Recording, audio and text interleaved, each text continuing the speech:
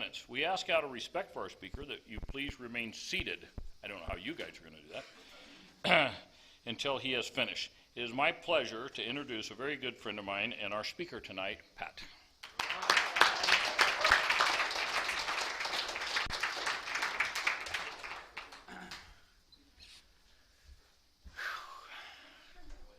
I'm Pat, I'm alcoholic. I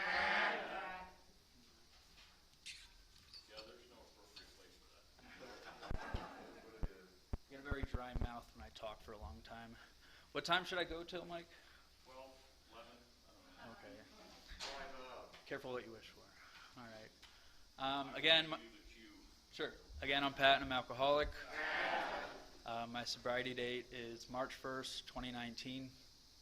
I have a home group. Oh. All right. I have a home group. It's Sunday Morning Men's Stag. I'm also a member of the Beginners 123. I'm on the Treatment Facilities Committee. I sponsor guys. I have a sponsor who definitely knows that he's my sponsor. And some other people who help me out often. So, yeah. I'm very nervous. I wasn't nervous until like this afternoon, and then I got really nervous. But anyone who knows me well knows that in a couple minutes I'll just, I don't know, it'd be tough to get me to shut up. So, all right, I'm already thirsty.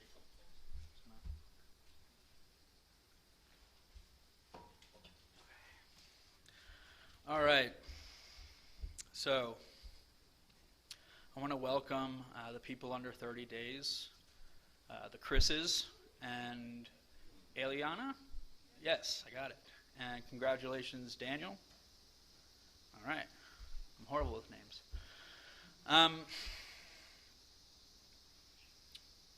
So, let's see. I have alcoholism pretty bad. I'm really lucky to be standing up here. I was like, I'm already like getting emotional. What the shit? It's just, I was thinking about like on my way here and earlier today about what my life looked like not all that long ago. I was talking to someone before the meeting. No, I know. It's just like, I don't know. It feels good. It's, yeah.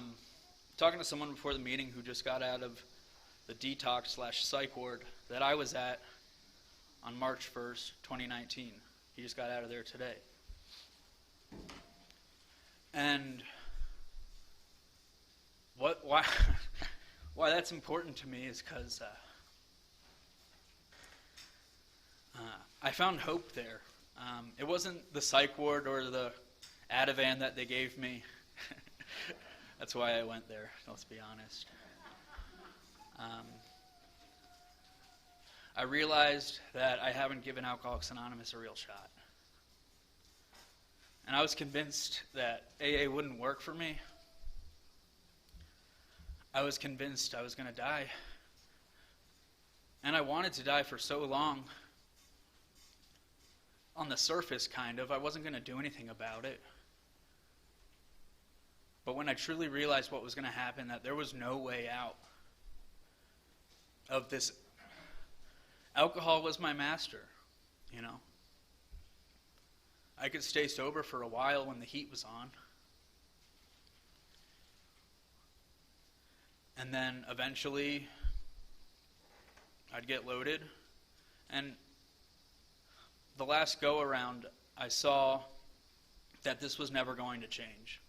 That I was going to hold it together for a little bit at a time once again, go away for a little bit once again, to another rehab, to another jail, to whatever, to my parents, anywhere. But I was going to get drunk again. I ended up at this rehab, like I said, because I was at a rehab, and I ended up in that psych ward because I just wanted to like sleep, because that was the closest thing I could get to getting drunk and or being dead, I don't know. And I knew they'd give me some psych meds, maybe to quiet it down a little bit. And I realized that I haven't done AA. Holy crap. I hadn't done AA. I was introduced to Alcoholics Anonymous in 2012, and I had never done really AA to the best of my ability. You know what's funny is not too long ago I was on the phone with a guy who was drunk, and he was quoting the doctor's opinion. I'm that kind of guy. I know the literature. I know the words. Can I practice them? Absolutely not. I just want to be a guy, if it looks like I'm doing good, then I don't know, that's all that really seemed to matter. And what I've learned through the help of Mike Bennett, shout out, that one of my biggest fears is just looking bad, you know? And I think that in order to get sober and stay sober, I'm going to have to let myself look bad. Let's be honest here. Yesterday, I was brought almost to tears from a tough day at work. This is the first time I've ever dry cleaned anything. I don't have it all together. Among other things. Those are just some good examples recently. That's not how I normally start talking, but that really felt good. I'm really glad that I did that. So, I moved around a lot as a kid. I'm going to tell a little bit of my background just to tell you what I was dealing with. I moved around a lot as a kid. By the time I was in 6th grade, I was in 5 different schools. And for some people, that's like nothing. Some people, that's a lot. Some people, they're just like, what the fuck does that have, what does that have to do with alcoholism? Not much, really. I heard a speaker say this, so I won't take credit, but the longer I'm sober, the better my childhood looks. I feel like I deal with a distorted perception. Can't see the true from the false. Everything is wrong to me. This other speaker says, I'm going to just say a lot of things that I've heard, by the way, tonight. Some things I made up, but very little things. I'm a problem-seeking missile. I'm looking for things to worry about. I'm looking for things to say, this is not okay. I don't like this. So I moved around a lot, and after the last move, I kind of just gave up on trying to get to know people. I felt hopeless, powerless. If you know me at all, you'll never believe this. I was like silent for like 2 years. I know. Shut up, Jenna.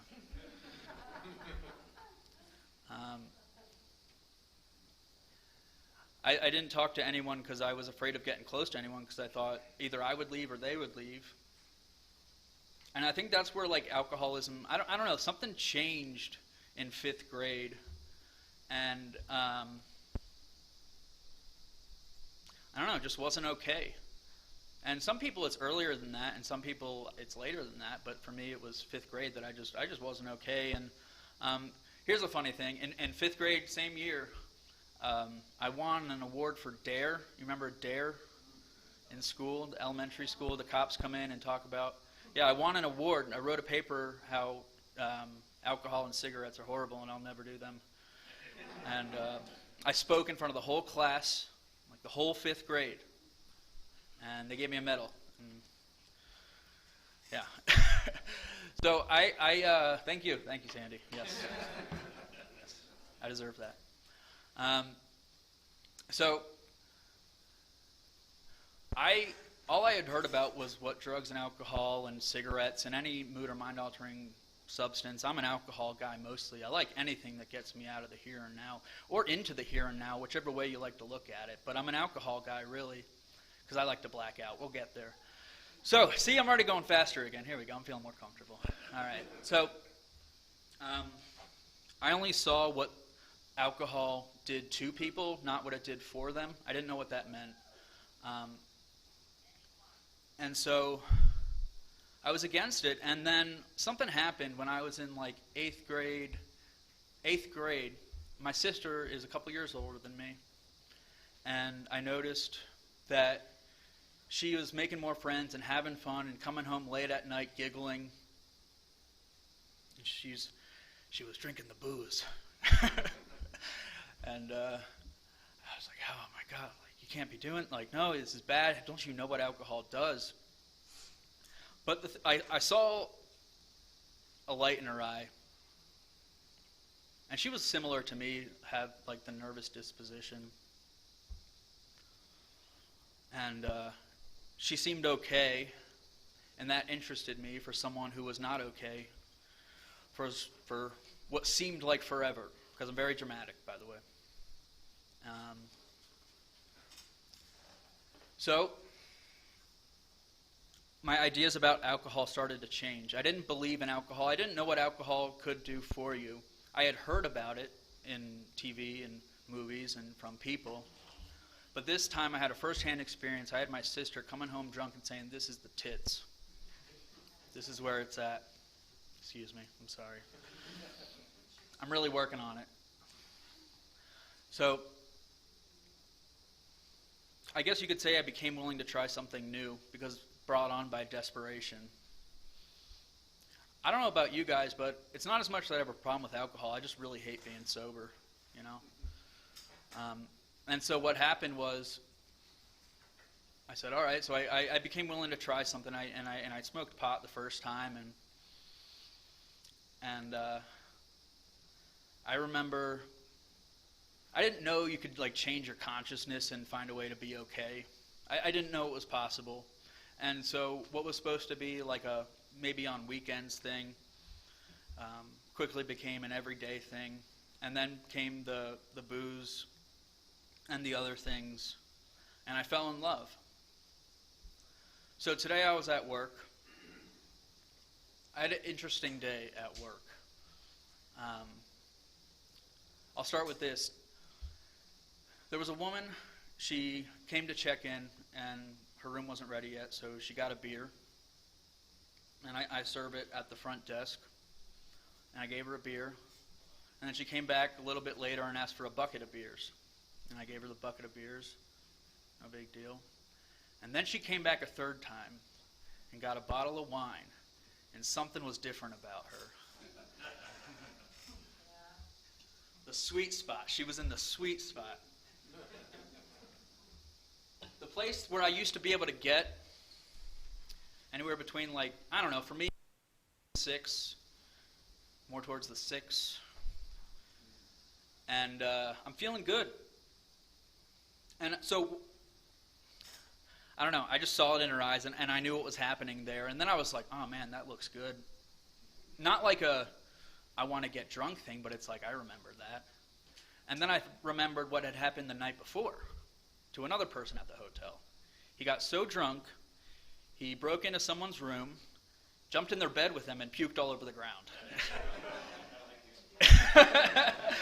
That's my guy. Yeah, and then gets brought back by the police in the morning. It's a whole mess. You know, that's what it's like, oh, right. So I used to be able to hit that sweet spot and then miraculously cut it off or just be okay. I don't know. High school was a lot of fun for me. I went from a guy who didn't have very many friends to having a lot of friends. I was getting loaded all the time, and I didn't really have any severe consequences. The worst that would happen is my parents would take my bong and ground me, and then I'd just get drunk in my basement. I mean, it's not a big deal to me, really. 2 days after I turned 18, I got arrested for the first time. You'll find that I like stealing when I'm intoxicated. It's a thing in my story. And yeah, I was stealing beer from this guy's garage, and I got caught because I couldn't find my keys and get away. They were in my back pocket, by the way. And so I got arrested. It was 2 days after I turned 18, and which is very unfortunate timing. And so they put me on this probation, and so I had to change what I was doing, the substances I was using. That's when I started drinking more. I couldn't smoke pot as much. That's when I really got more into booze and some pills and stuff. And I went off to college shortly after, and it's very strange. Like, as soon as I got to college, something happened. It seemed really after I turned 18. I went off to school, and I couldn't find like the people who drank like me. I was supposed to be what was called a party school, and I'm not convinced that it was a party school. I don't know. I couldn't find the people who were like me. And I remember like being too drunk, they were saying, and I broke a mirror, and they kicked me out and asked me not to come back. And I like felt sorry for myself and drank Captain Morgan in my dorm. I don't know. So I was just upset that because alcohol was the thing that made me feel like I was a part of. I felt like I could get along with you people. I could come out to play, as one speaker says. And I started getting to the point where I couldn't control the amount I took. I planned to get here, and I ended up getting here. And then I was upset at all you for being upset at me. I gotta speed things up a little bit here as I pause. So I ended up moving back home because I was miserable. I was drinking alone, and I was convinced it was the school I was at. And I felt like, I don't know, I was going to come home and people would rejoice at my return, all my high school friends. And they were all at college having a good time, and it was just me and my drug dealer, really. And things got a little icky. And so this was my first experience with real powerlessness. I was getting drug tested once a month, and I knew the day and the time, and I kept failing. And I kept convincing myself, like, I had reasons for all of it, except for the last time I didn't have a reason. And I spent the whole night, after getting loaded, I spent the whole night trying to figure out how I could pass the drug test, and it ruined my buzz. And then they say, Pat, this is serious. You're on adult probation. You keep violating. You can either go to jail or go to rehab. I obviously went to rehab because I'm not cut out for jail. And I went to rehab. And so at this point, I had become pretty upset with my life. None of my friends who I was still friends with really wanted to be my friends anymore. They stopped inviting me to parties again. I would find out they were all hanging out without me, and I was just depressed, I was 19. So I went to rehab, and what was interesting is there was this guy there who came to speak at an AA meeting, and he was in my high school, and he was 6 months sober, and he sounded different. He was talking about the 12 steps and how something had changed in him. And I believed him because I had seen this guy. And that made me interested. It made me interested enough to stay there, get drunk once more, just to make sure, and then try to get sober. And I worked some steps. I became involved in a group, and I was on some committees, and I ended up getting sober for a couple years, actually. I did what worked for a while. That might be working for some people right now, and some people are wondering why it's not working for them. I was going to meetings, I was sponsoring guys, I was on committees, but I wasn't practicing these principles in all my affairs, where no one else was looking. I wanted to look good. Still want to look good. So, when things got rough, I ended up getting drunk again after about 2.5 years. I hadn't hit a real bottom. Things were uncomfortable, I was upset, but I hadn't felt completely hopeless. And so, of course, I got drunk again when things got rough. And that's when things started to change. That was 2015.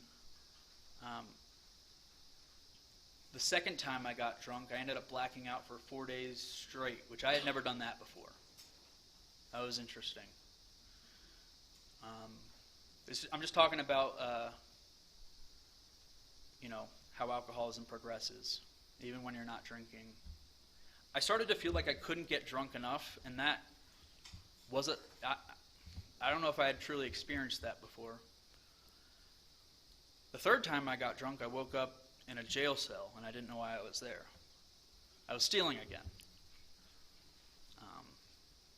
And it was like 8 in the morning, and I was stealing from cars and garages I don't know what I was trying to do. I was loaded already. I don't know, I like stealing. And I remember waking up in the jail cell and thinking, Like, I don't want to do this anymore. This is actually pretty serious.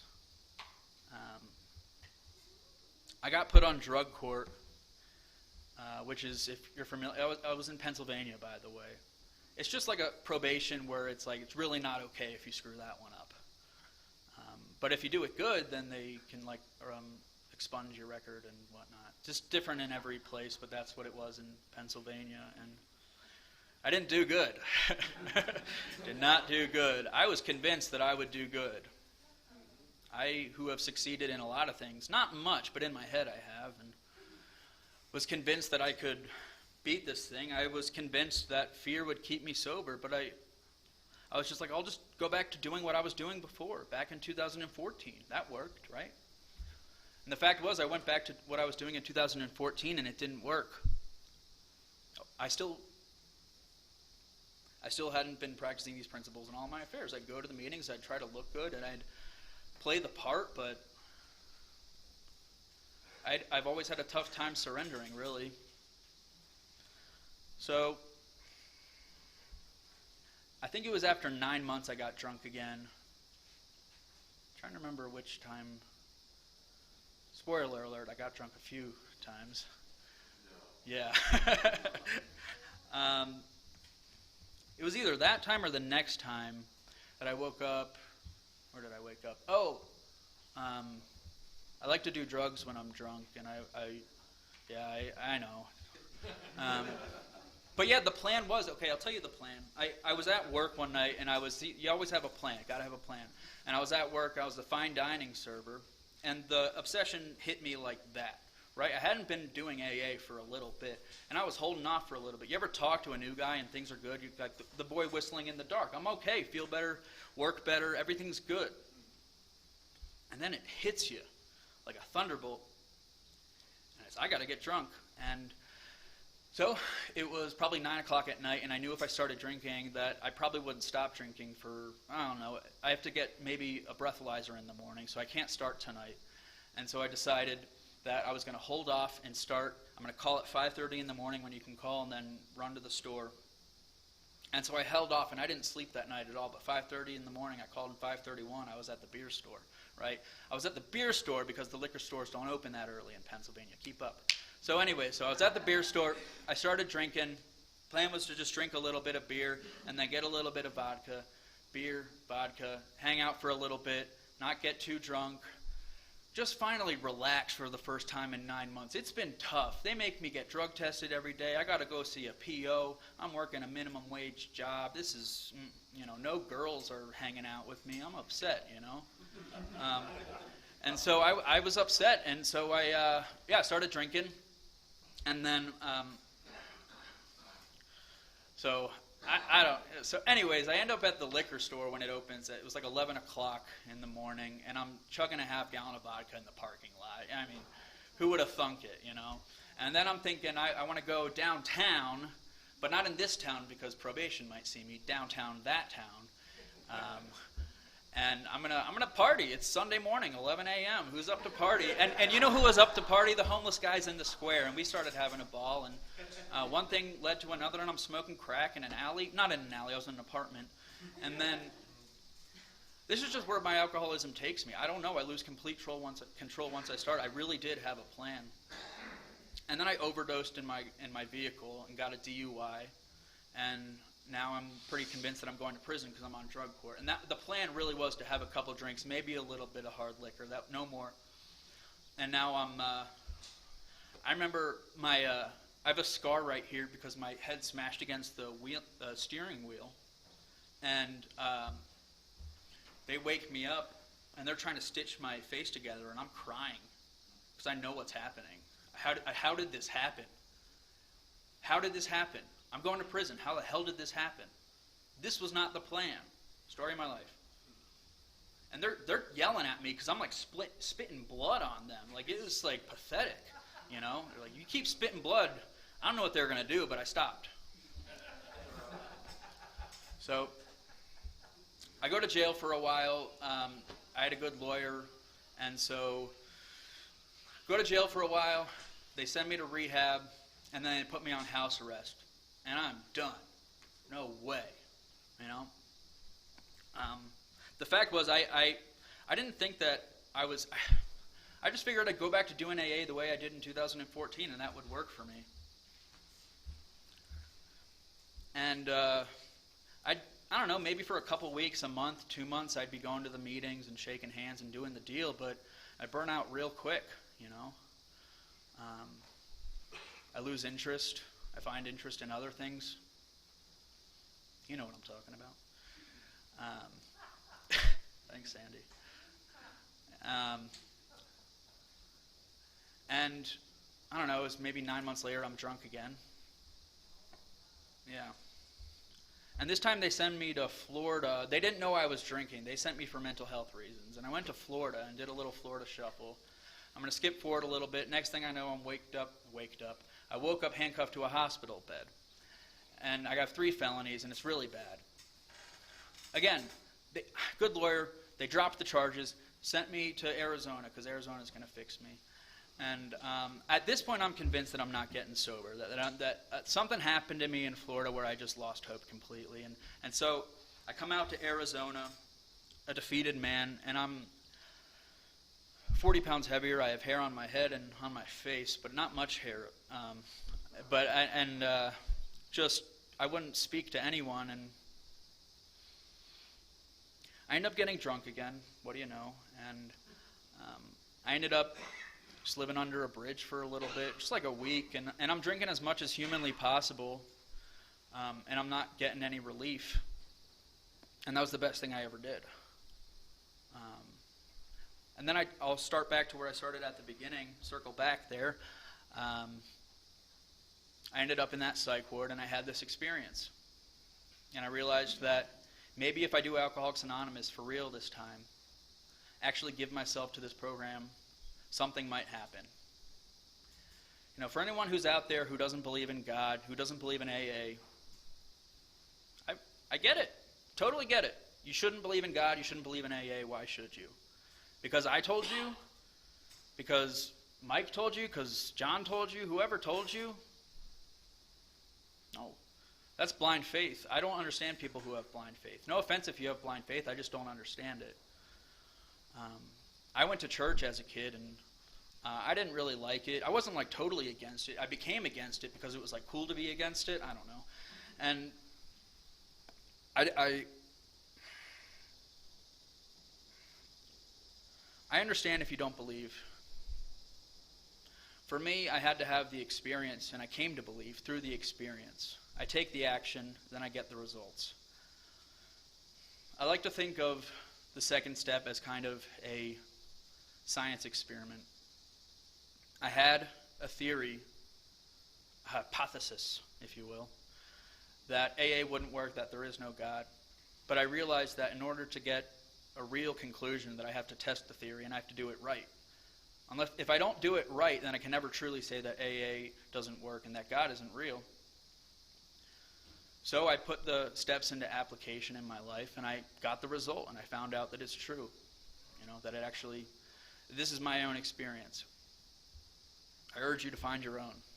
It's the only way you get it. No one's going to convince you that AA works. You might identify with me, and it might give you a little oomph. It might help you make it through the next day. You know, some people often say when you come back, they say, what's different about this time? Because I'm a guy who comes back a lot. Been to, I don't know how many, 10 different rehabs. I like to run away and go to rehab. It's an old pastime of mine, and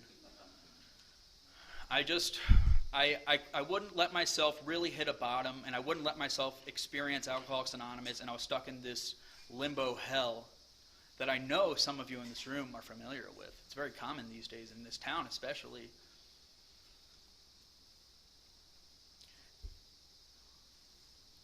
There is no what's different this time. I had an experience where I realized that maybe this might work if I actually do this thing, and then I continued to take action on a daily basis. There are some days when I really don't want to do AA. There's some days when I really don't want to do a lot of things. It was a couple weeks ago, I have this commitment through the Treatment Facilities Committee that I go to weekly, and I called my roommate and said, "You got to do it for me. I'm in bad shape. I can't. I don't think I can do it." And I talked to someone, and I call him and said, "All right, I'll do it." I end up showing up. And then I have the experience.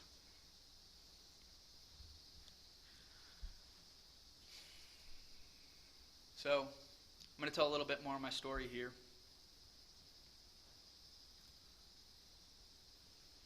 So I ended up finishing out at the rehab that I was originally in because the court didn't know that I left.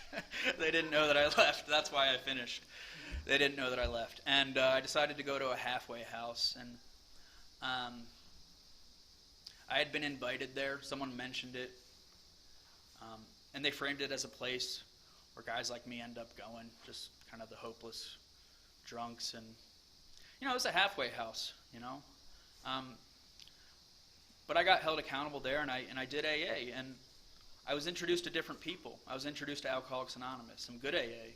If you didn't know, there's some really good AA in this town. And that halfway house didn't give it to me. I had to go out and get it. And I met some old-timers. I wonder if Oscar's on here. Started talking to Oscar. I haven't seen him in ages. Miss him. And I was talking to different people, and I realized I started having a spiritual experience, meaning that I was continuing to have this hope and started to see my life change around me, even though not much was changing, really. Just in here it was changing, but it seemed like everything was changing. And I started feeling good. And I realized that if I continued to lie about, getting drunk again and leaving and doing all the things that I did, if I continue to lie to probation, that I'm probably going to get drunk again. And if I get drunk again, I'm definitely going to go to prison. So, I realized that I might as well give this thing a real shot. This was a leap of faith for me. My lawyer told me that if I told probation about stuff, then I would absolutely go to prison. But the fact was, I found hope for the first time in years. And that was the most valuable thing to me, and I did not want to let go of it. And I knew that if I went to prison that I could stay sober if I continued to do this thing. They have AA in prisons.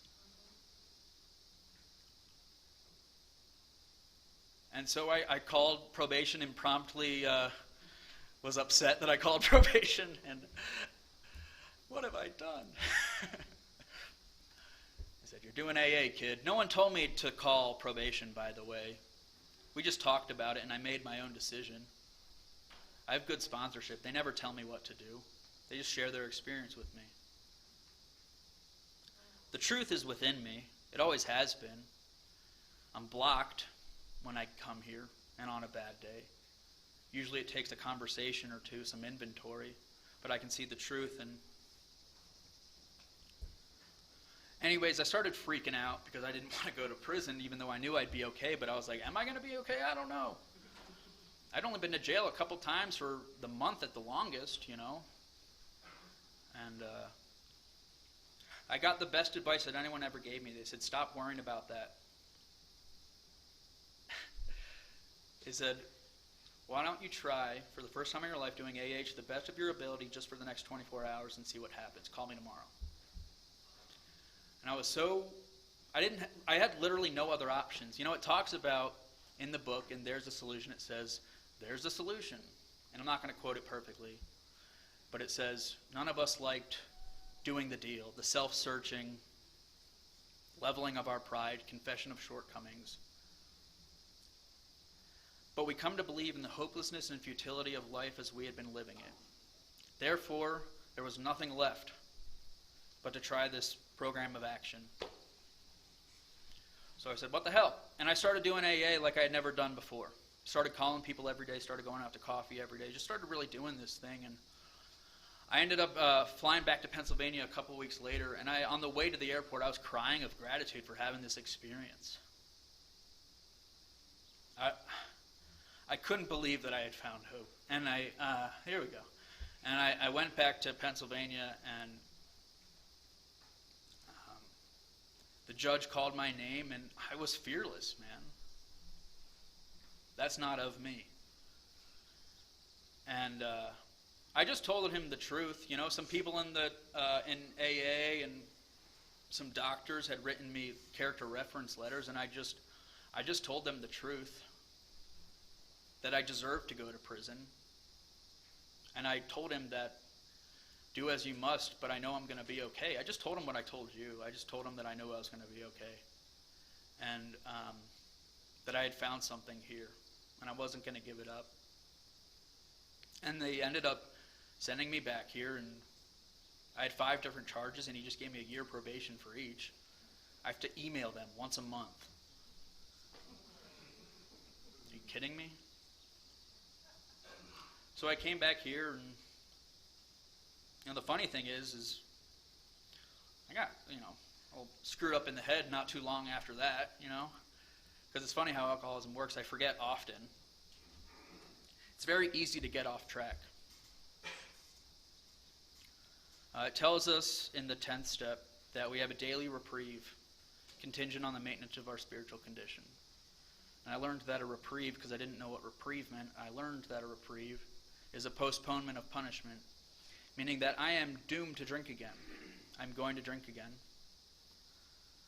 unless I can maintain and grow upon my spiritual condition. So,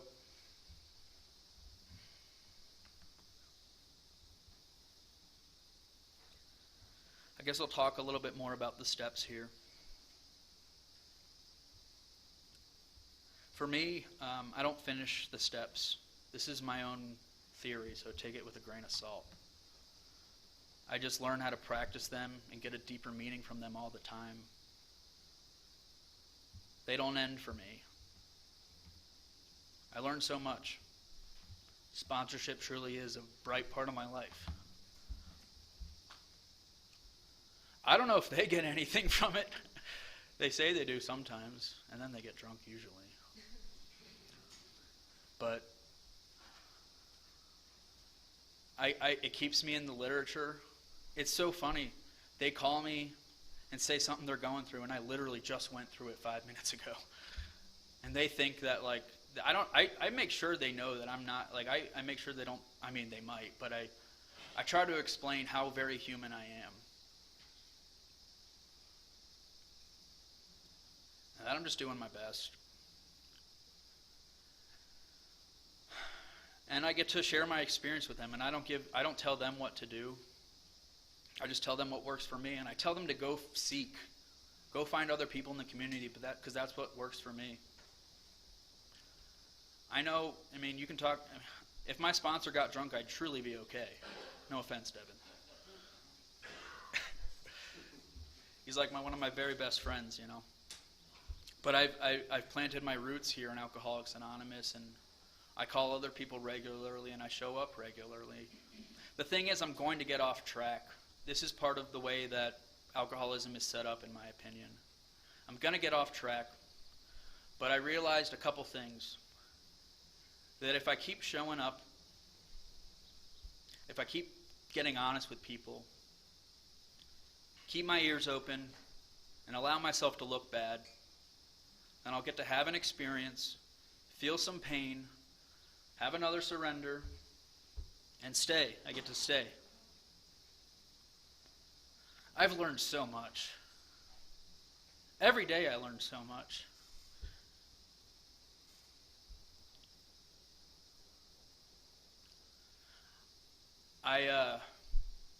I'm a guy who thinks he knows what he needs to be okay. It's funny, I have this idea that I know what's best for me. And you look at my life, and it's like, it looks like I systematically was trying to destroy my life. But what's interesting is I was actually trying to do good. That was me doing my very best. When you see me doing well, just remember, this was not my idea. This was the last house on the block. I did not want to do any of this. And not most days, some days I don't want to do this. But I stick around. Alcoholism ebbs and flows. I get screwed up in the head. I become willing to open up. I've gotten really good at telling on myself. I think that keeps me sober. I'm getting better at just letting myself look bad, you know? I've always wanted to be, I know I'm all over the place, that's just how I go, but I always wanted to be up here or down here, you know? The best or the worst. And either way, I'm still the best in my head. And learning how to be somewhere in the middle.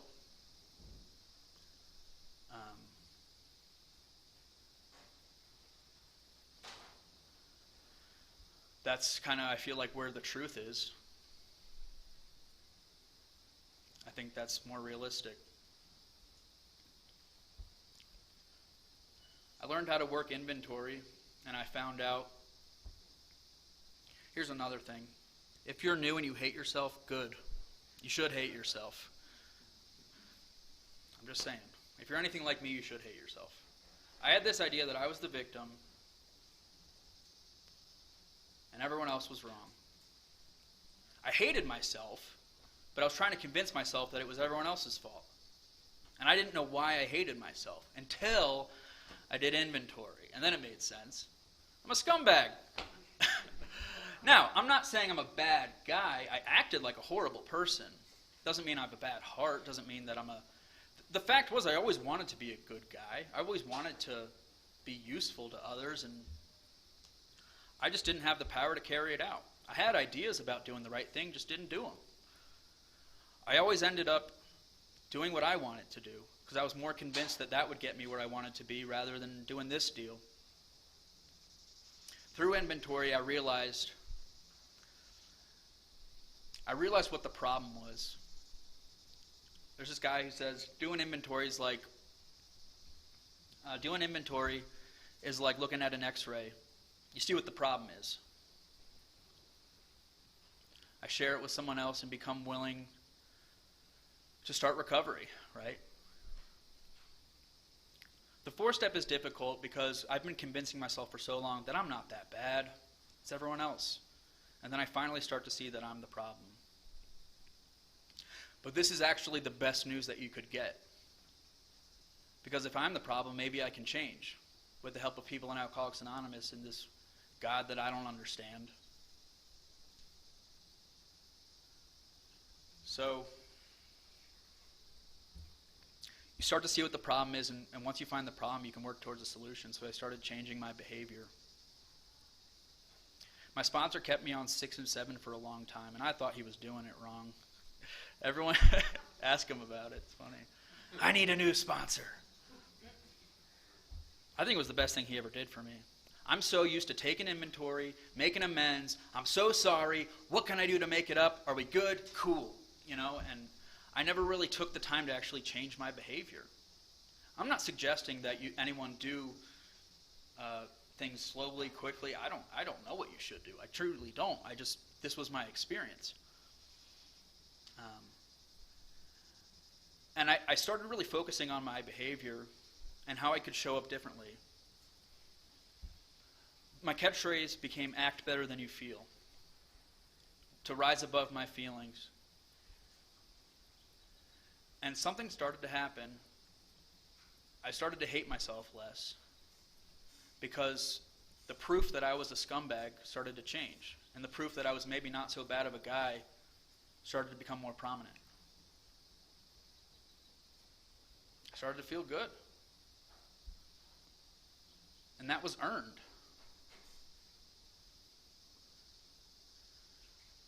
Started making amends. I'm still making amends. Another good thing about sponsorship, that I don't want guys catching up to me.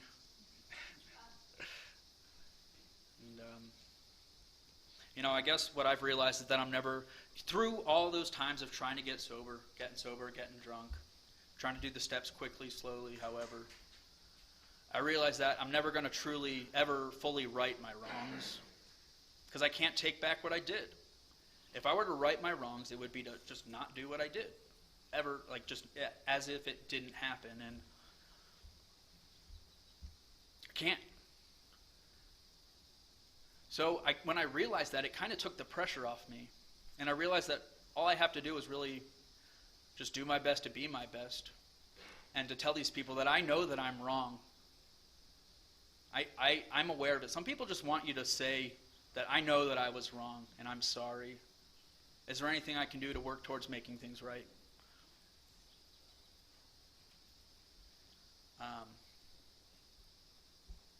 My life has gotten really good in a short amount of time.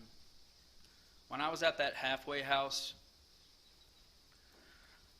I was working as a fry cook.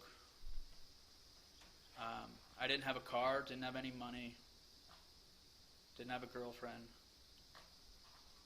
and I was happier than I'd ever been in my life.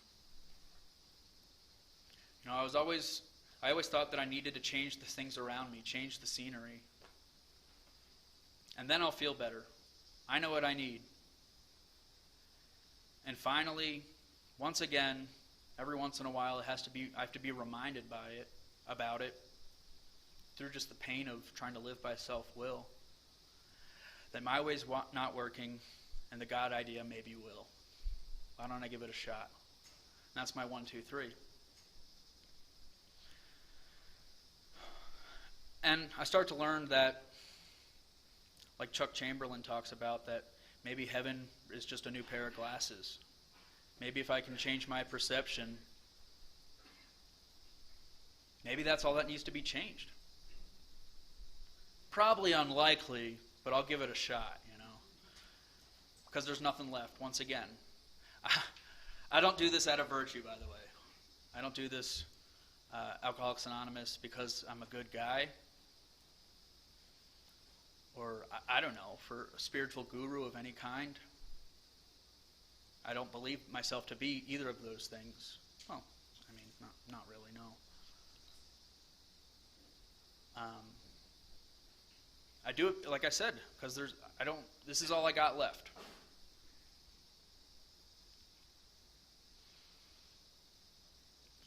So, if you're new, keep coming around. If you want my number, ask me. I'll get coffee with you. I'm not going to do anything. I'll talk at you for a while and listen. What I've learned is that you can't say the right thing to the guy who's not ready, and you can't say the wrong thing to the guy who is ready. But the fact is, I show up and I answer the phone, and I get to stay sober. And my life continues to get better. Shout out to Jenna. That's all I got.